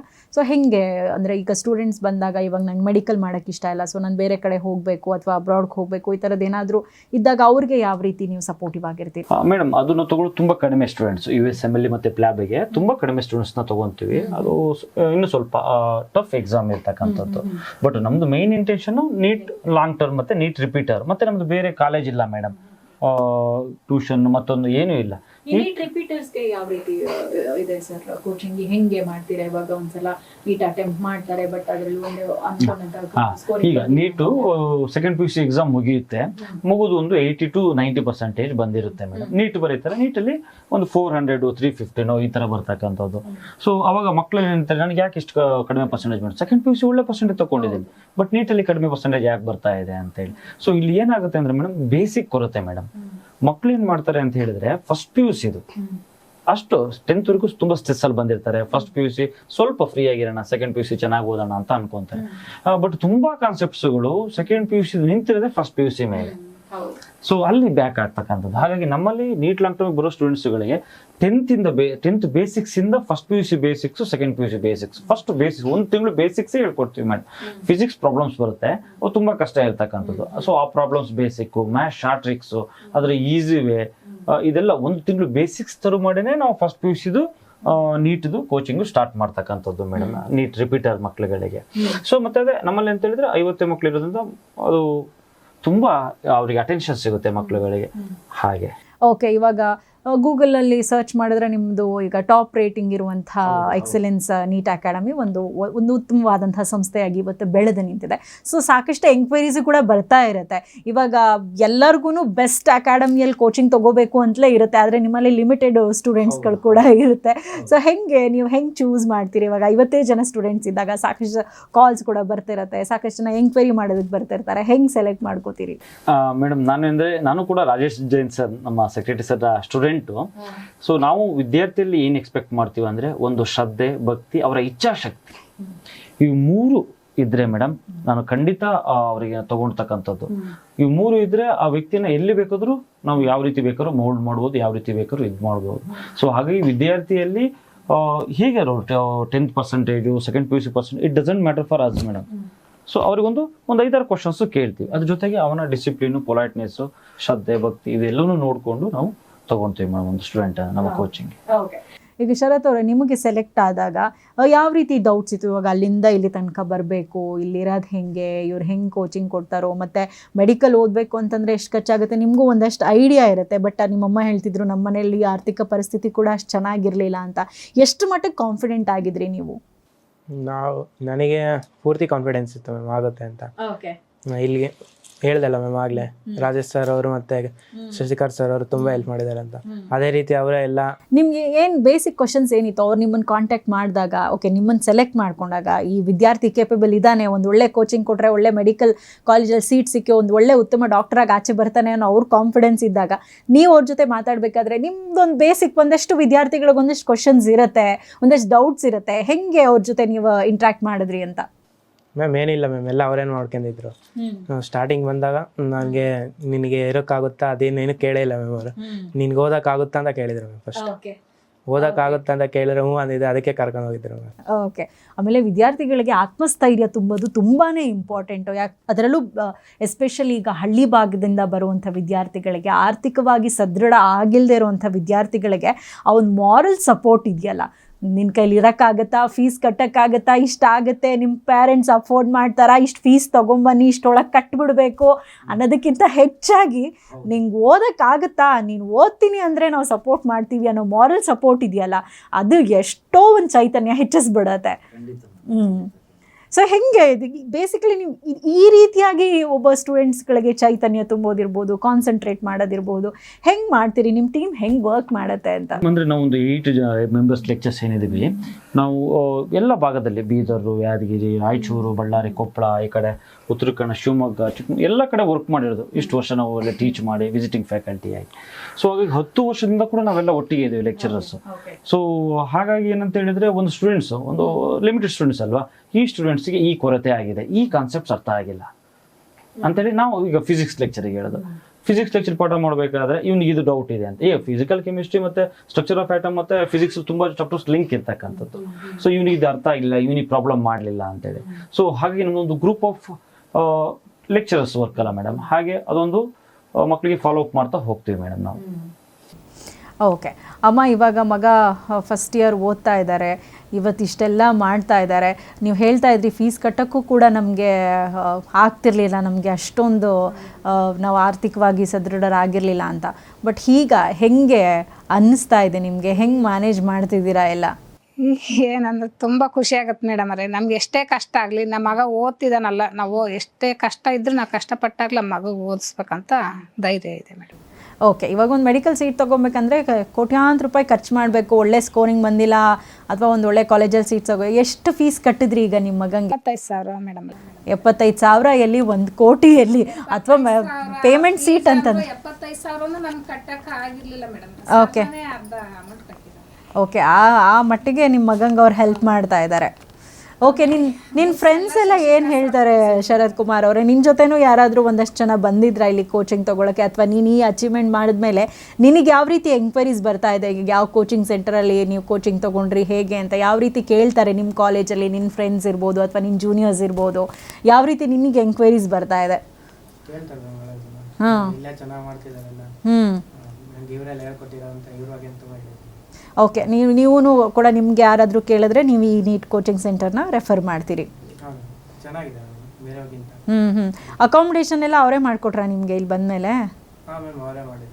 ಓಕೆ ಸರ್, ಹೆಂಗೆ ಬೇರೆ ಕಡೆಯಿಂದ ಬರುವಂಥ ಸ್ಟೂಡೆಂಟ್ಸ್ಗಳಿಗೂ ಕೂಡ ನೀವೇ ಅಕಾಮಿಡೇಷನ್ ವ್ಯವಸ್ಥೆ ಮಾಡ್ತೀರಾ, ಹೇಗೆ?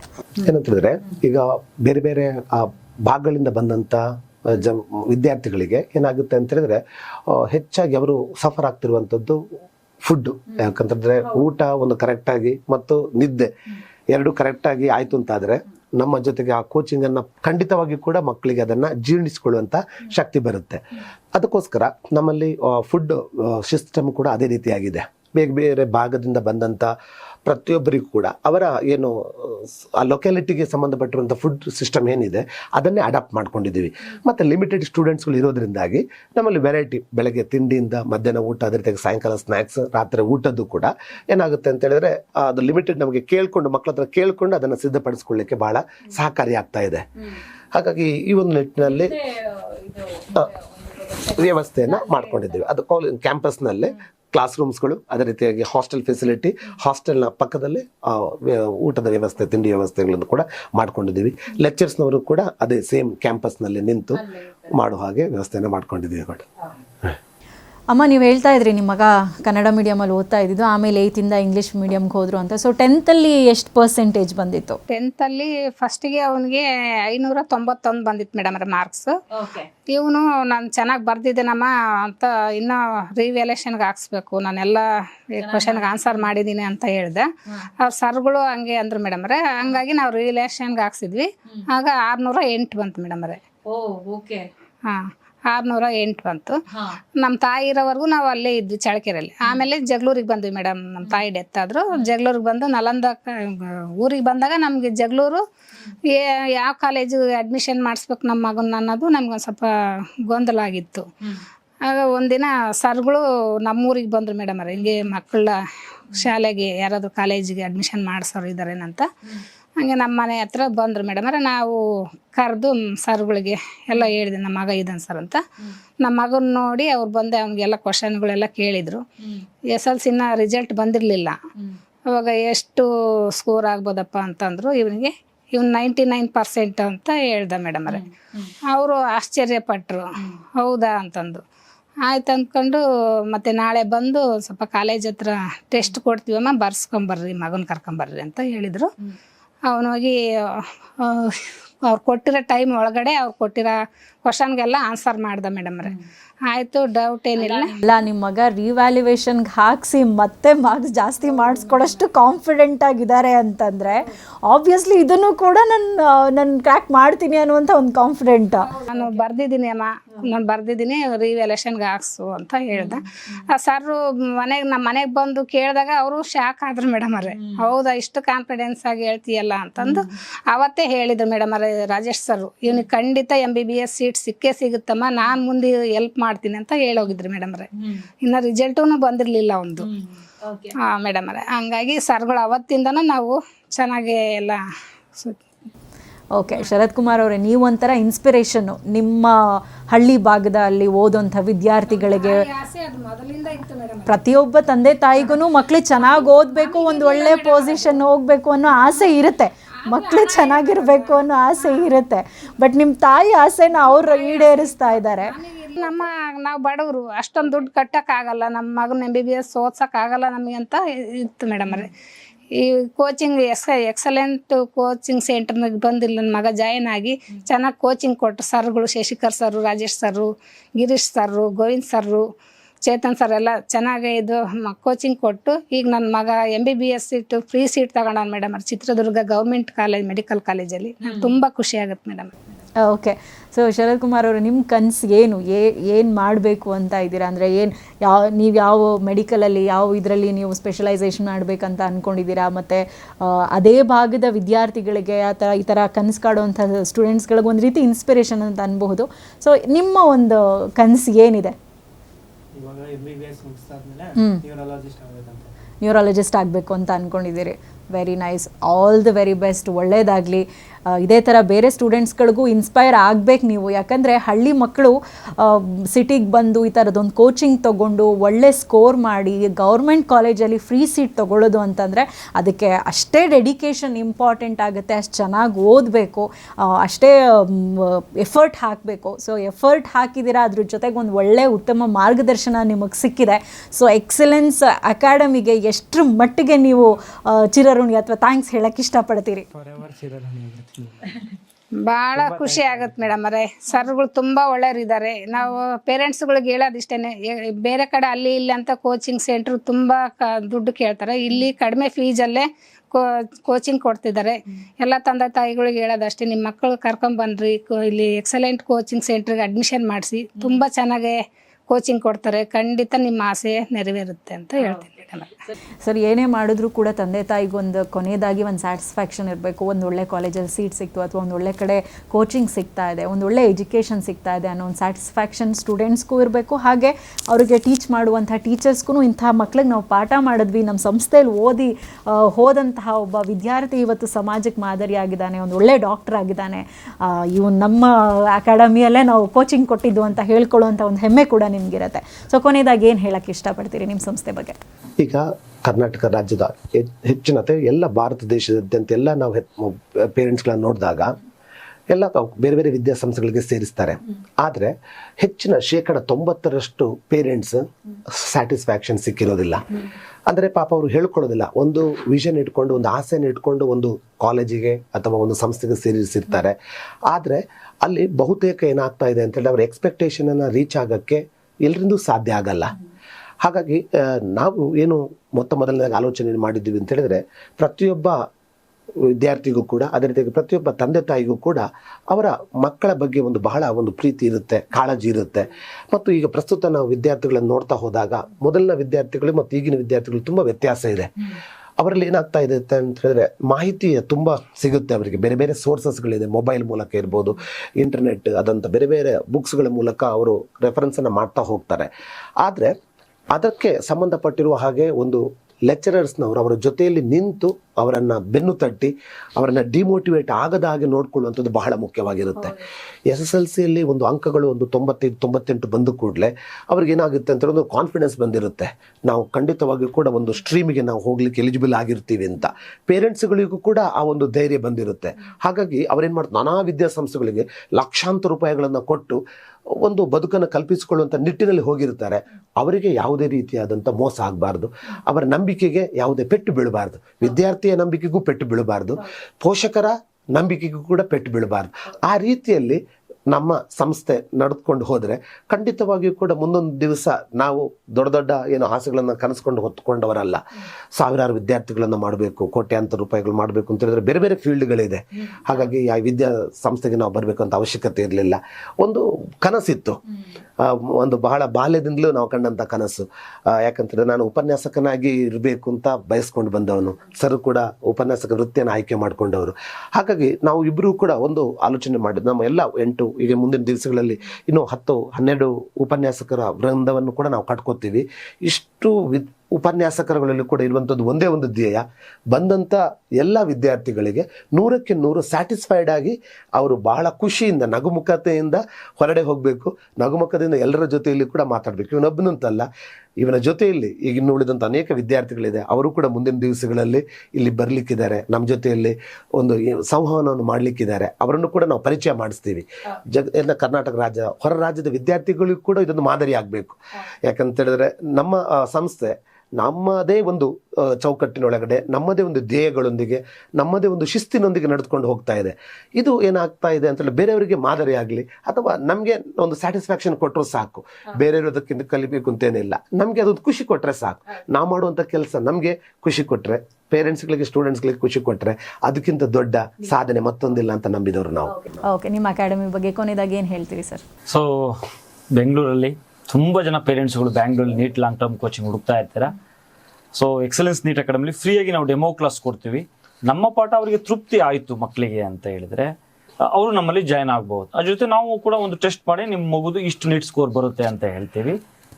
So if they were satisfied by that they can join with us. So ಹಾಗಾಗಿ ಎಲ್ಲ ಕರ್ನಾಟಕದ ಮಕ್ಕಳು ನೀಟ್ ಆಸ್ಪಿರೆಂಟ್ಸ್ ಪರ್ಟಿಕ್ಯುಲರ್ಲಿ ಅತಿ ಹೆಚ್ಚು ಮೆಡಿಕಲ್ ಸೀಟು ನಮ್ಮಲ್ಲೇ ಮೇಡಮ್, ಕರ್ನಾಟಕದಲ್ಲಿ ಅರೌಂಡ್ 12,000 ಮೆಡಿಕಲ್ ಸೀಟ್ಸ್ ಇರ್ತಕ್ಕಂಥದ್ದು. ಸೊ ಹಾಗಾಗಿ ಅತಿ ಹೆಚ್ಚು ಡಾಕ್ಟ್ರು ಕನ್ನಡಿಗರೇ ಆಗಬೇಕು ಅನ್ನೋದು ನಮ್ದೊಂದು ಆಸೆ. ಸೊ ಹಾಗೆ ಎಲ್ಲ ಕರ್ನಾಟಕದ ನೀಟ್ ಆಸ್ಪಿರೆಂಟ್ಸ್ಗೂ ಒಳ್ಳೇದಾಗಲಿ ಅಂತ ಬಯಸ್ತೇನೆ ಮೇಡಮ್. Okay sir. ಸೊ ಇಲ್ಲಿ ತನಕ ಸಾಕಷ್ಟು ಜನ ಸ್ಟೂಡೆಂಟ್ಸ್ಗಳಿಗೆ ಒಳ್ಳೊಳ್ಳೆ ಮೆಡಿಕಲ್ ಕಾಲೇಜ್ಗಳಲ್ಲಿ, ಸರ್ಕಾರಿ ಮೆಡಿಕಲ್ ಕಾಲೇಜ್ಗಳಲ್ಲಿ ಸೀಟ್ ಸಿಗುವಂತೆ ಮಾಡಿದ್ದೀರಿ. ಅದರಲ್ಲೂ ಕೂಡ ಗ್ರಾಮೀಣ ಭಾಗದ ಮಕ್ಕಳನ್ನು ಹೆಚ್ಚಾಗಿ ಕಾನ್ಸಂಟ್ರೇಟ್ ಮಾಡಿ ಚೆನ್ನಾಗಿ ಸ್ಕೋರ್ ಮಾಡಿದಂಥ ಮಕ್ಕಳಿಗೆ ಇದ್ರ ಬಗ್ಗೆ ತಿಳುವಳಿಕೆಯನ್ನು ಕೊಟ್ಟು ಅವ್ರನ್ನ ಇಲ್ಲಿಗೆ ಕರ್ಕೊಂಡ್ಬಂದು ಅವರಿಗೆ ಒಳ್ಳೆ ಕೋಚಿಂಗ್ ಕೊಟ್ಟು ಫ್ರೀ ಸೀಟ್ಸ್ ಕೊಡಿಸ್ತಾ ಇದ್ದೀರಿ. ನಿಮ್ಮ ಕಾರ್ಯ ಹೀಗೆ ಸಾಗಲಿ, ಇನ್ನಷ್ಟು ಹೆಚ್ಚು ಜನ ವಿದ್ಯಾರ್ಥಿಗಳು ನಿಮ್ಮ ಸಂಸ್ಥೆಯಿಂದ ಪಳಗಿ ನಮ್ಮ ಒಂದು ದೇಶಕ್ಕೆ ಒಂದು ಉತ್ತಮ ಡಾಕ್ಟರ್ಗಳಾಗಿ ಹೊರಬರಲಿ ಅಂತ ನಾವು ಕೂಡ ಆಶಿಸ್ತೀವಿ. Thank you so much. ನಿಮ್ಮ ಸಂಸ್ಥೆ ಬಗ್ಗೆ ಸಾಕಷ್ಟು ನಮ್ಮ ಜೊತೆ ಹಂಚ್ಕೊಂಡಿದ್ದೀರಾ. ಅತ್ಯಂತ ಕಡಿಮೆ ಅವಧಿಯಲ್ಲಿ ಯಾವ ರೀತಿಯಾಗಿ ನೀವು ಇವತ್ತು ಒಂದು ನಂಬರ್ 1 ಪೊಸಿಷನ್ಗೆ ಬಂದಿದ್ದೀರಾ, ನೀವು ಯಾವ ರೀತಿ ಕಾನ್ಸಂಟ್ರೇಟ್ ಮಾಡ್ತೀರಾ, ಇಂಡಿವಿಜುವಲಿ ಸ್ಟೂಡೆಂಟ್ಸಿಗೆ ಎಷ್ಟರ ಮಟ್ಟಿಗೆ ನೀವು ಎಫರ್ಟ್ ಹಾಕಿ ಟೈಮ್ ಕೊಟ್ಟು ಅವರನ್ನು ರೆಡಿ ಮಾಡ್ತೀರಾ, ಇದೆಲ್ಲದ್ರ ಬಗ್ಗೆ ಸಾಕಷ್ಟು ಇನ್ಫಾರ್ಮೇಷನ್ ಕೊಟ್ಟಿದ್ದೀರಾ. Thank you so much. So ಮತ್ತು ಶರತ್ ಕುಮಾರ್ ಅವರೇ, ನಿಮ್ಮ ಒಂದು ಉತ್ತಮ ಭವಿಷ್ಯಕ್ಕಾಗಿ ನಿಮ್ಮ ಕನಸನ್ನು ನನಸು ಮಾಡುವಲ್ಲಿ ಈ ಒಂದು ಎಕ್ಸಲೆನ್ಸ್ ನೀಟ್ ಅಕಾಡೆಮಿ ಎಷ್ಟರ ಮಟ್ಟಿಗೆ ಸಹಕಾರ ಆಯಿತು, ಫಾರ್ ಎವರ್ ಚಿರಋಣಿ ಅಂತ ಹೇಳ್ತಾ ಇದ್ರಿ, ಎಷ್ಟು ಮಟ್ಟಿಗೆ ನಿಮಗಿದು ಹೆಲ್ಪ್ ಆಗಿದೆ ಅನ್ನೋದ್ರ ಬಗ್ಗೆ ಕೂಡ ಸಾಕಷ್ಟು ವಿಚಾರಗಳನ್ನು ನಮ್ಮ ಜೊತೆ ಹಂಚ್ಕೊಂಡಿದ್ದೀರಾ. ಥ್ಯಾಂಕ್ ಯು ಅಮ್ಮ. ಥ್ಯಾಂಕ್ ಯು ಶರತ್ ಕುಮಾರ್ ಅವರು. ಸೊ ವೀಕ್ಷಕರೇ, ನೋಡಿದ್ರಲ್ಲ, ಡಾಕ್ಟರ್ ಆಗಬೇಕು ಅಂತ ಅಂದ್ಕೊಂಡಾಗ ಒಂದು ಉತ್ತಮ ಕೋಚಿಂಗ್ನ ಅವಶ್ಯಕತೆ ಕೂಡ ಇರುತ್ತೆ.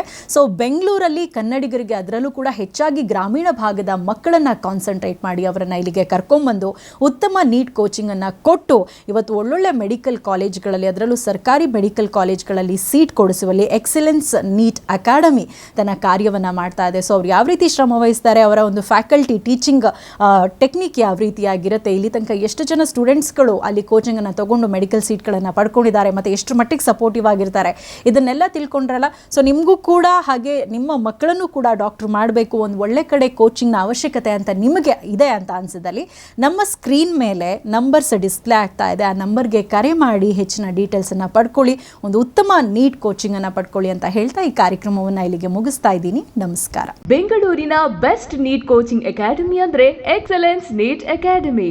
Neat crash course and NEET long term coaching admission ಪ್ರಾರಂಭ. ಈ ಕೂಡಲೇ ಸಂಪರ್ಕಿಸಿ